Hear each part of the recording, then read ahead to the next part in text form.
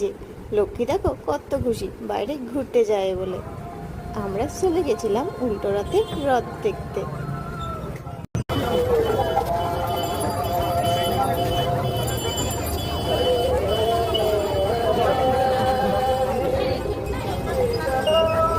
আর এই দেখো রথের ঠাকুর দর্শন করার পর লক্ষ্মী একটা বেলুনও কিনে নিয়েছে।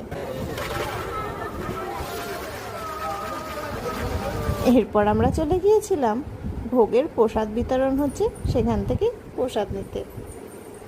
এই দেখো আমাদের লক্ষ্মী রানীও প্রসাদ নিয়ে বসে পড়েছে, উনি আবার পোজ দিচ্ছে।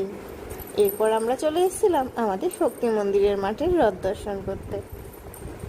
এই যে এখানে এসে আমার বরমশাই আগেই ঘুগনি ট্রাই করে নিল, তারপরে আমরা চপ খেলাম।